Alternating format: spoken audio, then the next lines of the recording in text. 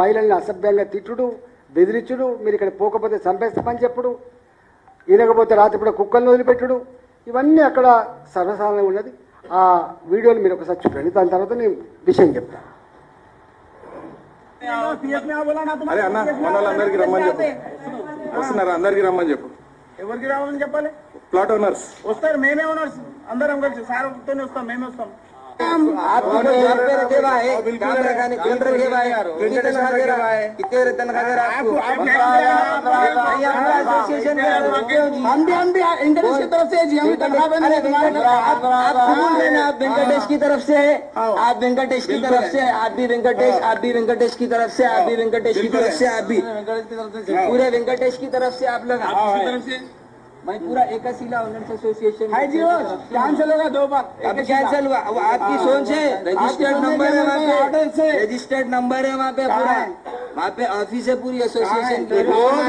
दिखाने का आप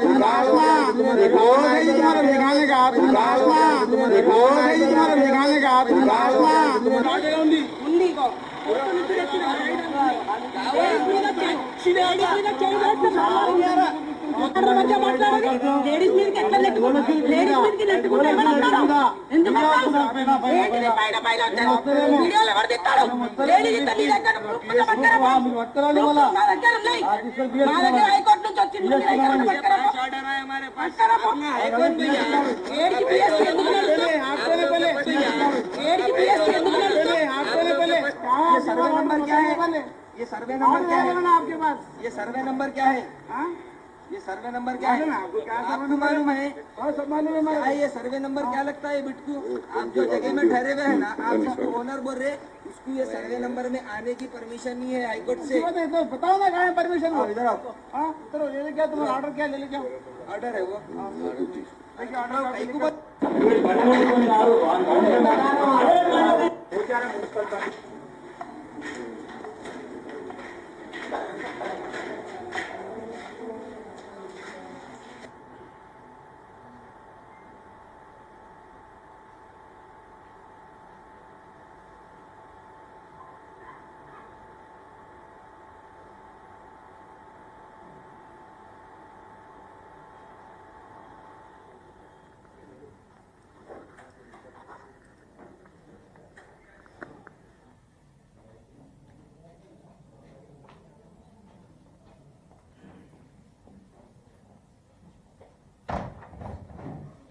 కొంచెం మంచిగా వింటే ప్రజలకు నిజాలేం తెలుస్తాయని చెప్పి, ఇది కొర్రెమల గ్రామం, సర్వే నంబర్ 739 to 749, 149 ఎకరాల భూమిది. ఆనాడక్కడ 5,000 రూపాయలు 10,000 రూపాయలకు ఎకరం తప్ప అంతకంటే ఎక్కువ ధర లేదు. ఈ కొర్రెమల గ్రామంలో 1985లో లేఅవుట్ చేశారు. 2076 78 లేఅవుట్ చేస్తే ప్రభుత్వ డిపార్ట్మెంట్లలో పనిచేసే వాళ్ళు, ప్రైవేట్గా పనిచేసే వాళ్ళు 2076 మంది 200 గజాల చొప్పున ఆ ప్లాట్లు కొనుక్కున్నారు. ఆ ప్లాటు ఆనాటి ధర దాదాపు 10,000 రూపాయలు, నెలకు 278 రూపాయలు ఇన్స్టాల్మెంట్తో ఒక 3 సంవత్సరాల కాలం పాటు ఈ ఇన్స్టాల్మెంట్ కట్టుకున్నటువంటి ప్లాట్. ఈ 1985లో ఆ ప్రాంతంలో జనావాసాలకు ఆస్కారం లేదు. రాళ్ళు, రప్పలు, గుట్టలు, చెట్లు, అంటే మనుషులు నివసించడానికి ఆనాడు ఏమాత్రం అవకాశం లేదు. కాకపోతే ఎప్పుడైనా అక్కడికి వస్తుంది, హైదరాబాద్ చుట్టుపక్కల ఎప్పుడైనా డెవలప్ అవుతుందని చెప్పి కొనుక్కున్న వాళ్ళు ఇదంతా.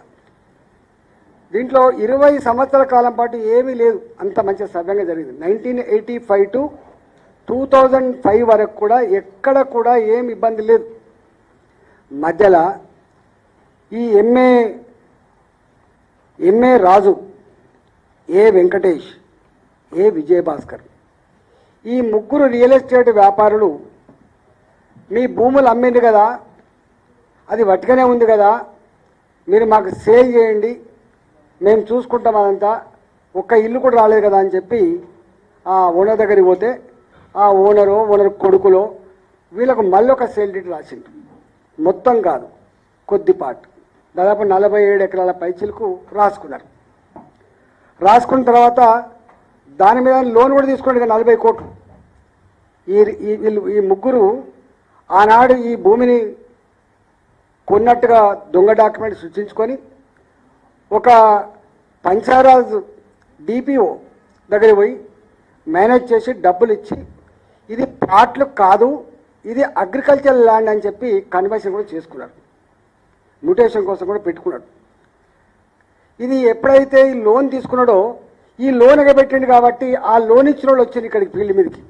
ఇట్లా మా దగ్గర లోన్ తీసుకున్న 40 కోట్ల రూపాయలు ఎక్కడుంది ఈ ప్లాట్ అని వస్తే, అయ్యా ఇది వాళ్ళది కాదు, ఇది మా ప్లాట్లు అని చెప్పి అప్పుడు గగ్గోలు పడి వెంటనే వీళ్ళంతా కోర్టుకు పోయింది. కోర్టుకు పోతే 2006లో ఈ సంఘటన జరిగితే 2010లో 2009లో అడ్మిట్ అయితే 2010లో తీర్పు వచ్చింది. 15/12/2009లో అనుమతిస్తే 2010లో తీర్పు ఏమని వచ్చిందంటే ఇవన్నీ కూడా ప్లాట్లు మాత్రమే, ఇది అగ్రికల్చర్ భూమి కాదు, వీళ్ళు తప్పు చేస్తున్నారని చెప్పి బాజప్తా కోర్టు తీర్పు ఇచ్చింది. ఆ కోర్టు తీర్పు ప్రతిని మీకు ఇస్తా. ఎంత బాధ అవుతుంది అంటే 2010లో ఈ తీర్పు వచ్చింది.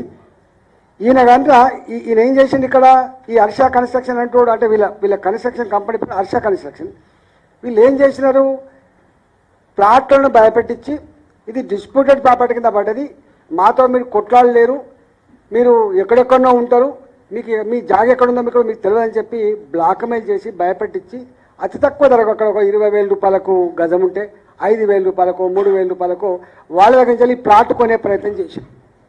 దీంట్లో ఉన్నటువంటి క్రక్స్ ఆఫ్ ద ఇష్యూ ఏంటంటే 1980 కానీ 85 కానీ 90 వరకు కొన్నటువంటి ప్లాట్లన్నీ కూడా 10,000 15,000కు సంబంధించినటువంటి ప్లాట్లే కాబట్టి, గంత వాల్యూ ఉన్నటువంటి ప్లాట్లే కాబట్టి ఎక్కడెక్కడో కొన్నారు. శ్రీకాకుళంలో ఉన్నారు కొంతమంది ఇతర రాష్ట్రాలు ఉన్నారు, కొంతమంది ఏమో కరీంనగర్ ఉన్నారు, కొంతమంది ఏమో ఎక్కడెక్కడో ఉన్నారు.